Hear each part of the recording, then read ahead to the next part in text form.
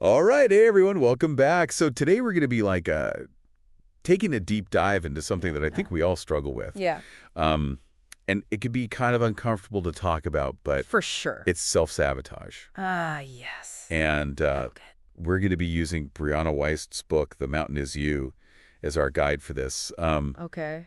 Have you ever like been working on something you're really excited about, Mm-hmm. and then suddenly you're like, Yeah. I don't know, doing something completely unproductive for like 3 days straight? Oh, yeah. Or like you're about to Yeah. send an important email and then your computer crashes. Exactly. It's like, why am I doing this to myself? Right. So that's what we're going to be unpacking today. Why we get in our own way, Yeah. what's going on psychologically with that, Yeah. and hopefully give you some tools and things to think about so that Absolutely. you can kind of overcome your own self-sabotage. Sound good? Sounds great. Okay, so one of the most interesting things that I thought Yeah.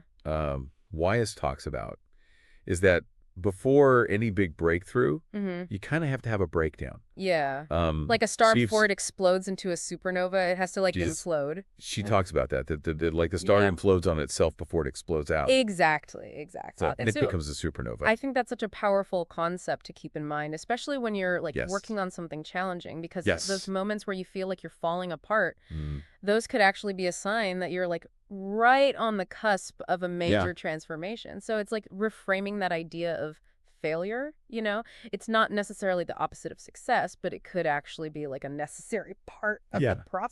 I love that analogy of Yeah. the star imploding before it explodes. It's like we're all stars. Castle, yeah. Okay, so Whitest also talks about these mountains, and I think she uses a really good analogy here. Mm-hmm. Because she talks about all these different areas of our lives where we might be self-sabotaging. So she talks about finances, Yeah. relationships, like romantic relationships, Yeah. weight, like, our health or our eating habits, Mm-hmm. and so many more examples. And basically she's saying, like, think about those areas where you feel stuck, Yeah. where you feel frustrated, where you feel like you're just not making progress. Yeah. And she says, that's your mountain. That's your mountain. Yeah. That's your mountain. So before we actually talk about how to climb the mountain, Right.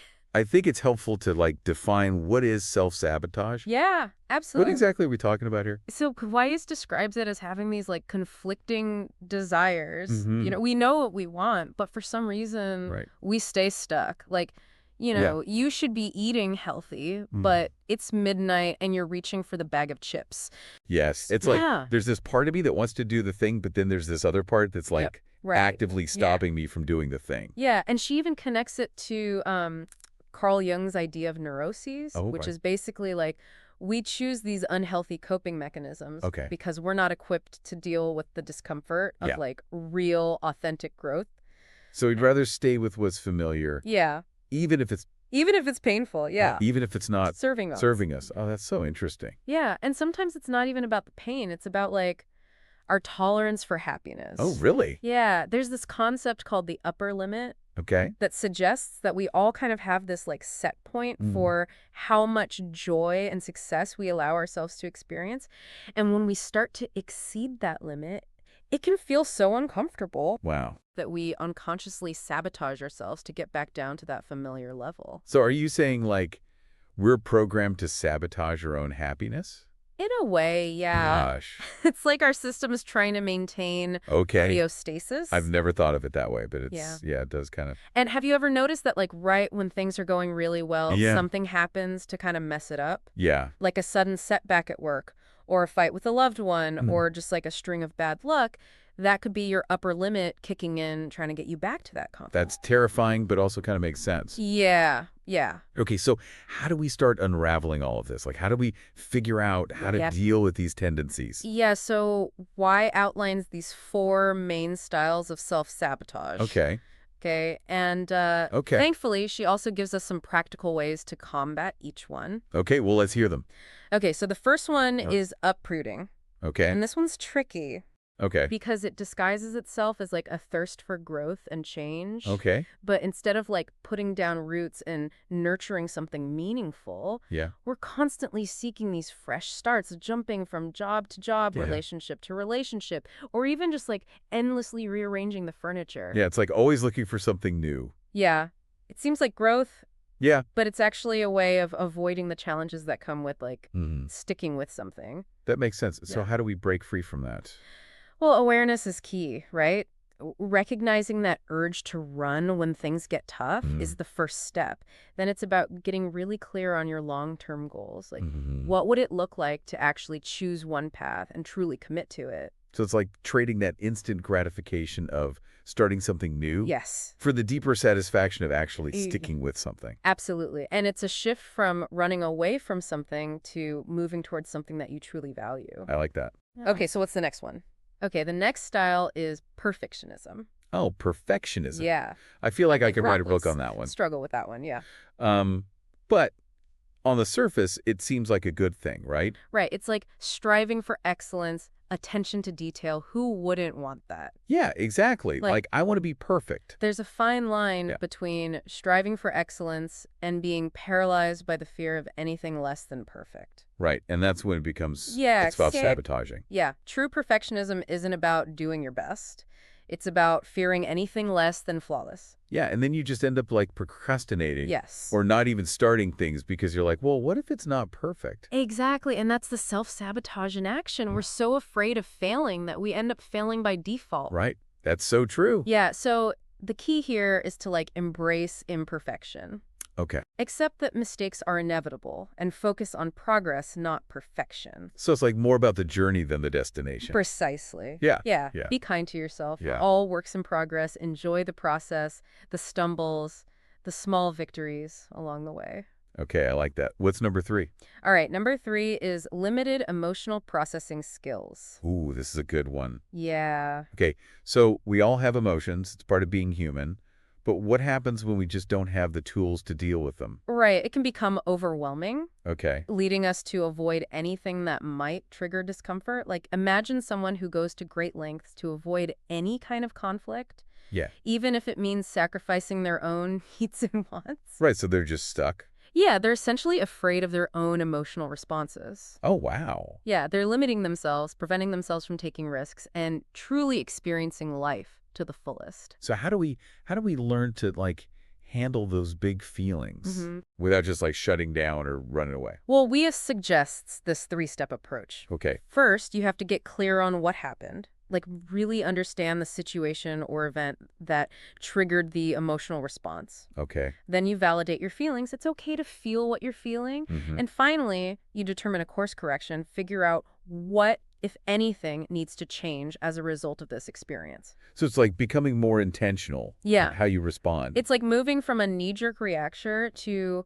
a thoughtful response. Hmm. Becoming the conductor of your emotions, not just a passenger on a runaway train. Yeah. And that takes practice, but the rewards are immense.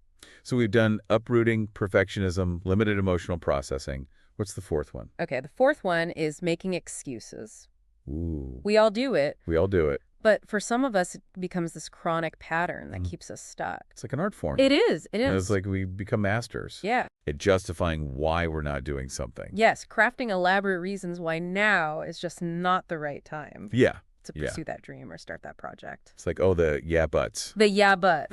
Oh, yeah. Like, yeah, I should go to the gym, but my favorite show is on. Right, right. Yeah, I want to write a book, but I just don't have time right now. Exactly. And what's interesting is that we often treat those excuses as accomplishments. Yes. You know? My gosh, It's like- it's so true. We pat ourselves on the back for coming up with such a brilliant Yeah. reason for not doing something. It's like, oh, I'm so clever. Yeah. Yeah. I The gold star for procrastination. Yeah, exactly. But then it's like, are we actually getting anywhere? Right? No. And the crazy thing is, we can convince ourselves that these excuses are valid, Mhm. even when deep down we know they're not. Yeah. So what do we do? So Wiest suggests that behind every excuse, there's a fear we're trying to avoid. Okay. It could be the fear of hard work, the fear of failure, Yeah. or even the fear of success. Right. And sometimes it just feels easier to, It does. It's It a- feels easier to stay stuck than to face those fears head on. yeah, I'm really good at that. Yeah. Okay. So what's the solution? What do you do about those excuses? So one powerful antidote that Wiest offers is to focus on outcomes. Okay. Shift your mindset from I wanted to I did. Okay. Hold yourself accountable for the results that you're creating in your life rather than getting caught up in the reasons why you haven't achieved them yet. Okay. So like less talk. Yeah, actions speak louder than excuses. Yeah. More action. Exactly. It's about developing that internal discipline to stop accepting your own excuses. That's a good one. Yeah, to stop being complacent with those justifications that keep you stuck in that loop of inaction. Hmm. It's like you're finally taking responsibility for the narrative of your life. I like that. Okay, Yeah. so we've Yeah. talked about those four main styles, Right. but I know that she talks about a lot of other things in the book. Yeah, she explores many other forms of self-sabotage, Okay, like disorganization, judging others, clinging to pride, okay. and even what she calls putting your head in the sand. Yeah, I remember that. And what's brilliant is how she connects those behaviors Hmm. to those underlying fears and It's like insecurities. we're seeing these negative behaviors in a whole new light. Exactly. It's not about seeing them as like intentional acts of self-destruction, Yeah. but as misguided attempts to protect ourselves. So Mm. it's about understanding that the path to overcoming self-sabotage starts with compassion. Oh, I like that. Compassion for ourselves It's and those often messy, complicated ways we try to navigate the world. that's a good one. Yeah. Okay, so And speaking of why, okay, one of the most intriguing concepts that Wiest introduces is this idea of core commitments masking our core needs. okay, I'm intrigued. Tell me more. Okay, so think of core commitments as those unconscious vows that we make to ourselves, often based on past experiences Okay. or societal conditioning. Hmm. For example, a core commitment to control Yeah. might stem from a childhood where we felt powerless, Okay. or a core commitment to freedom might arise from a fear of being trapped or suffocated. So it's like we're trying to create our own Yeah. sense of safety and security Exactly. by clinging to these like External structures, Sure, well, structures and beliefs. yes. Yeah, but the problem is Okay. those commitments often mask our deeper core needs. For example, that commitment to control Yeah. might be masking a core need for trust. Oh, okay. Or that commitment to freedom might be hiding a need for autonomy. So we're focusing on the external Yes. instead of So the internal. the internal. Yeah. Okay, that makes a lot of sense. Yeah, and this reminds me of those subconscious thought patterns that we talked about in our deep dive on like cognitive biases. Oh yeah. It's like those underlying beliefs are shaping our perceptions and driving our behaviors without us even realizing it. Yeah. It's a fascinating parallel. And just like with those cognitive biases, it's about awareness. Absolutely. Okay. Recognizing those core commitments and the unmet needs that they're concealing can be incredibly liberating. So what are some examples of that? Wyeth gives us a few good ones. So, Mm. like, the person who's obsessed with control might actually be craving a deeper sense of trust. Oh, that makes sense. Yeah, think about it. If someone constantly feels the need to micromanage every aspect of their life, it could be because they don't trust themselves or others to handle things effectively. Right. So the less trust they feel, Exactly. the more they try to control things. The more those controlling behaviors escalate. Yeah, It's like a defense mechanism. exactly. Okay, what's another example? Another good example is the connection between a commitment to freedom Mm-hmm. and a need for autonomy. Someone who's constantly sabotaging relationships or opportunities might actually be yearning for a deeper sense of self-determination. Oh, okay. They equate commitment with a loss of freedom, even if it's not true. Interesting. Yeah, so it's not that they don't desire connection or success, it's that they fear losing their independence and Oh. control. So it all comes back to those core needs. Exactly. And just like with the need for trust, the less autonomy they feel, the more likely they are to sabotage situations that Mhm. threaten their sense of freedom. This is making me think about like Mm-hmm. where I feel stuck. Yeah. And it's like a core need Yeah. that's not being met. It's a powerful realization, right? Yeah. And it highlights the importance of developing our emotional intelligence. Mm-hmm. You know, understanding our emotions and the sensations they create in our bodies is crucial to breaking free from these self-defeating patterns. Yeah, we've talked about emotional intelligence before, but how does it relate to self-sabotage specifically? Well, Wyeth defines it as the ability to not just recognize and understand our feelings, but to understand those feelings as signals, as information about our lives. So it's like listening to what our emotions are trying to tell us Exactly. instead of just like Instead of ignoring ignoring them. or pushing them down, imagine those feelings as messengers, right? Okay. Delivering these vital messages from your inner world. Yeah. The problem is most of us have become so accustomed to ignoring or suppressing those messages that we've lost touch with this crucial inner guidance system. Wow, so we're like walking around. Yeah, we're like trying to navigate a maze in the dark. Yeah, No without wonder we keep bumping into walls. a flashlight. Exactly. And the more disconnected we become from our emotions and bodily sensations, the more likely we are to make choices that are out of alignment with our true needs and desires. Right, that makes sense. Yeah, we end up feeling lost, confused, and frustrated. So Weiss talks about how like our brains and our bodies can sometimes work against us in this process, Right, right? like our brains are actually wired to resist what we truly want. Yeah, how does that work? So from a neurological perspective, achieving a goal or getting something we want doesn't necessarily lead to lasting contentment. Okay. Instead, it often triggers a desire for more, Hmm. a craving for the next achievement or acquisition. So it's like we're Always wanting more. always wanting more. Never satisfied. Yeah, never truly satisfied. And that constant striving can be exhausting. Yeah, no wonder we self-sabotage. It's like a way to avoid the discomfort of never truly arriving, of always wanting more. Yeah. It's almost like we're afraid of our own capacity for growth and expansion. It's easier to just stay Yeah, it's easier to stay small and safe here we are. than to risk the unknown. Yeah. And think about this. Sometimes positive events can trigger depressive episodes. Really? Yeah, not because they're inherently bad, Okay. but because they create this surge of stress and unmet expectations. We build these fantasies about how happy and fulfilled we'll be when we achieve a certain goal. Mm-hmm. And when reality doesn't match those expectations, it can be a real letdown. Oh, that makes sense. Yeah, it's like we're setting ourselves up for disappointment Yeah. by attaching our happiness to external achievements. Okay, so then those setbacks and those challenges come. And then those insecurities and doubts resurface, Yeah. and we start questioning our own worthiness. It can become a vicious cycle of self-sabotage. So how do we break free from that?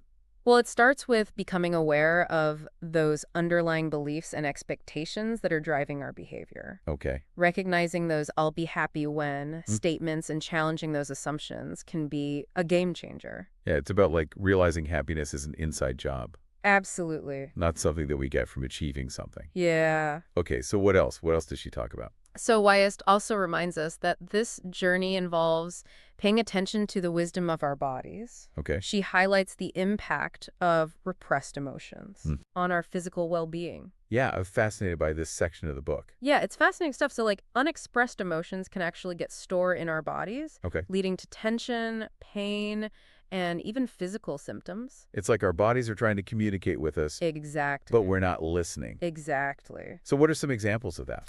So Wiest uses the example of grief and sadness being held in the chest, Okay. leading to tightness and shortness of breath, Oh, wow. or anger and frustration manifesting as tension in the jaw and neck. That's so interesting. Yeah, it's like our bodies are mirroring those unresolved emotional patterns. So those physical symptoms could be rooted. They could be rooted in unresolved emotional issues. Wow. And just like with the mental and emotional aspects of self-sabotage, the key to healing these physical manifestations is to address those underlying emotional wounds. It's like we have to treat the whole person, Exactly. mind, body, and spirit. Mind, body, and spirit. Yeah, not just focus on like Not just the the symptoms. symptom. Right. And one of the most powerful tools for this holistic feeling, according to Wiest, is meditation. Okay, we've talked about meditation a lot. We have. But I'm curious how it applies to self-sabotage. Like what? So in this context, meditation isn't about forcing yourself to be calm and peaceful. Okay. It's about creating a space where you can observe your thoughts and emotions without judgment or reaction. Okay. It's about learning to sit with those uncomfortable sensations and feelings, to simply witness them without needing to fix them, change them, or push them away. Like creating space. Yeah. Yeah. Okay. Exactly. We're not. Yeah, and with practice, meditation can help us develop this sense of non-attachment to those thoughts and emotions. Okay. It's not about silencing them. It's about creating a space where they can arise and pass without controlling our behavior. It's like we're learning to surf those waves. Yeah, you're surfing the waves. Of emotion. Exactly. Instead of getting like Drowned by them. knocked over by them. Yeah. Okay. So we've talked about those 4 styles. Right. We've talked about those core needs. Yeah. And how meditation can help us to become more aware and observe our emotions. Mm. But how do we actually start to create change? Like how do we move beyond just understanding That's a great question. all of this stuff? Yeah. And thankfully, Wiest doesn't leave us hanging. She provides a roadmap for releasing the past and building a new future Okay. that's aligned with our authentic selves. And it's not about denying those past experiences, but Yeah. about empowering ourselves to create a present and future that's no longer defined by them. It's like we're finally becoming the author of our own story. Exactly. Letting, Instead of letting the past dictate. the past dictate. Yeah. Okay, so how do we do that? So Well, one of the first steps is to face the fear first. Okay. It's about accepting the present reality before trying to change it. So it's like we have to acknowledge where we are. Exactly, yeah. Instead of trying to bypass those uncomfortable emotions, we lean into them, Hmm. we acknowledge them, we explore them, and we start to understand where they're coming from. Okay, that makes sense. And how does that help us to move forward? Well, by facing those fears, we start to dismantle their power over us. Okay. It's like they thrive in the darkness of our avoidance, but when we shine a light on them, Yeah. they start to lose their grasp. So we're taking back our power. Exactly. Okay. It's about recognizing that the ability to recall past pain is actually a sign of resilience. Hmm. That's interesting. Yeah, it means that we're willing to confront those difficult experiences and learn from them. It's like we're not defined by those past experiences. Right. We're actually stronger because of them. Exactly. And once we face those fears, we can start to build a new, more engaging present. Okay, so how do we actually do that? What does that look like? Well, Wyeth suggests that it's about actively engaging in those areas where we feel traumatized or stuck. Okay, so if we've been avoiding something, we need to start. Yes, we need to start showing up in those spaces, Okay. even if it feels uncomfortable at first. So it's about taking action, Exactly, yeah. even if we're not sure what the outcome will be. Yeah, it's about trusting that by taking those small steps, we're creating momentum, and that momentum will eventually lead to those breakthroughs. So it's about trusting the process. It is, it is. And another important aspect of building a new present is learning to discern between our instinct and our fear. Okay, what do you mean by that? Well, our instincts are those gut feelings, those deep inner knowings that guide us towards what's truly aligned with our authentic selves. Okay. While our fears often stem from past experiences, from limiting beliefs, or societal conditioning. So it's about learning to differentiate between that inner voice that's trying to protect us Exactly. and that inner voice that's trying to guide us. Yeah, that's guiding us towards our true path, towards growth and expansion. Okay, so how do we actually tell the difference between those two voices? It seems tricky. It can be tricky, yeah. But one way to differentiate is to pay attention to the sensations in your body. Okay. Our instincts often feel expansive, energizing, and aligned, Okay. while our fears tend to keep constricting, draining, and heavy. So it's like tuning into that gut feeling. Yes, tuning into those bodily sensations and Touchy. noticing how those different voices make you feel. That makes sense. So as we're going through this process of facing our fears, building a new present, and learning to trust our instincts, what are some of the biggest challenges we might face? Well, one of the biggest challenges is resistance. Okay. Our minds are incredibly adaptable, Yeah. and they've become accustomed to operating in a certain way, often based on those past experiences and limiting beliefs. So when we start to challenge those patterns, when we start to step outside of our comfort zones, our minds will naturally resist. Oh, it's like we're trying to rewire those neural pathways. Exactly, and that takes time and effort. It's like we're creating new habits. It is, it is. And another challenge is that we may experience setbacks along the way. There will be times when we fall back into old patterns. Yeah, we're human. We are. It's part of the process. And it's important to remember that those setbacks are not failures. They're opportunities for learning and growth. So it's like we're not striving for perfection, we're striving for progress. Precisely. And when we approach those setbacks with self-compassion and understanding, we can use them as fuel to keep moving forward. That's a good point. It's not about beating ourselves up when we make mistake. It's about learning from them and using those experiences to grow. Exactly. And remember, change doesn't happen overnight. Yeah. It's a gradual process that requires patience, persistence, and a willingness to keep showing up for ourselves, even when it's difficult. So it's a journey, not a destination. It is. And it's a journey that's ultimately about discovering our true potential and creating a life that's aligned with our authentic selves. That's inspiring. So what practical advice does Wiest offer for navigating this journey of self-mastery? What tools or techniques can we use to overcome those challenges and create lasting change? Well, one of the most powerful tools she emphasizes is mindfulness.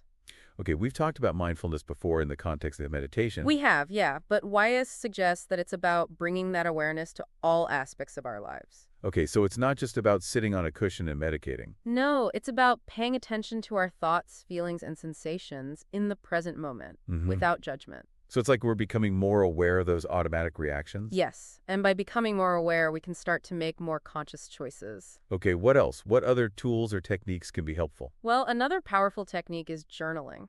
Okay. It can be a really effective way to process our emotions, understand those patterns that are driving our behavior, and gain clarity on our values and goals.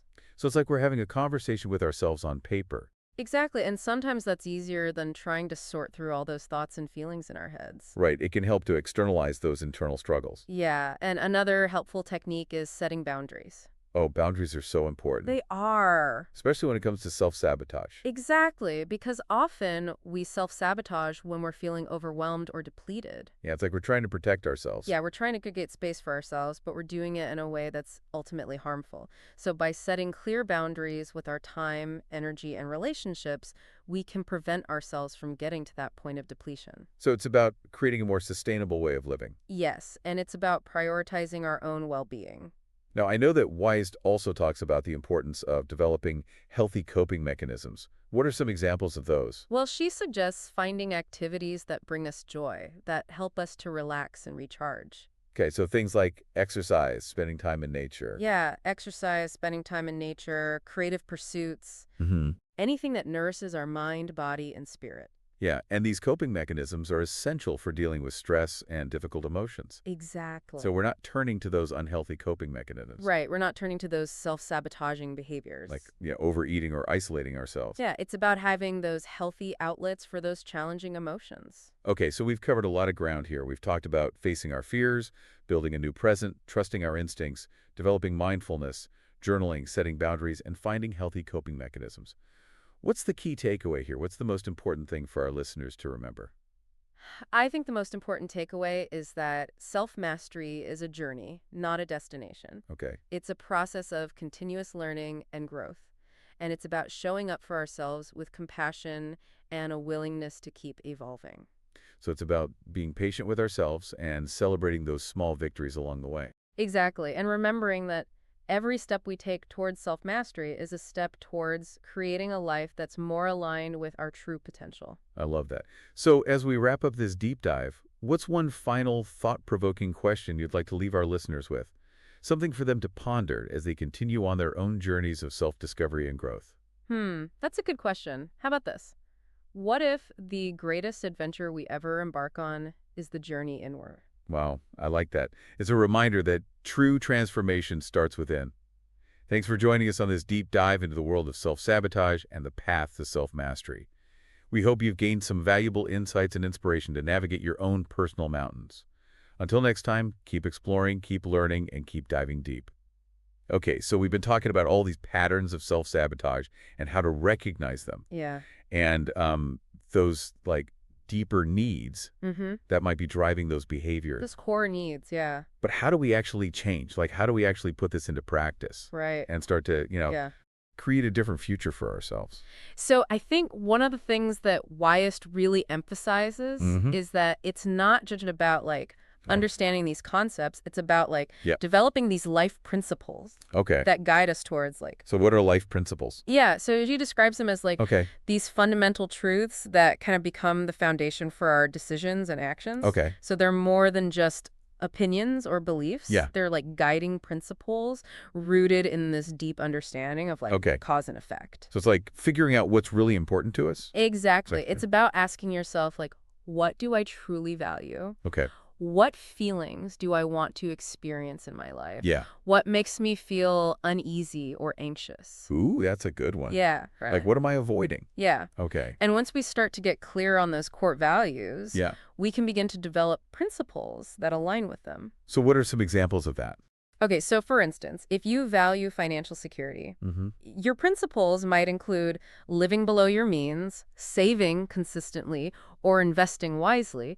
It's about creating this roadmap Okay. for your life based on these solid principles. So it's like we're taking action instead of just... It's about moving from wishful thinking Yeah. to intentional action. Okay, I like that. Yeah. What about purpose? Yeah, so Wyest has an interesting perspective on purpose. Okay. She suggests that it's not necessarily about finding this one grand mission Okay. or calling. It's more about discovering the intersection of our skills, Okay. our interests, and the needs of the world. So it's not like we're waiting for this big... Yeah, it's not like this moment. Yeah. It's more like... It's about paying attention to those things that naturally spark our curiosity and passion. So what are we good at? Yeah, what am I naturally good at? What do I enjoy doing?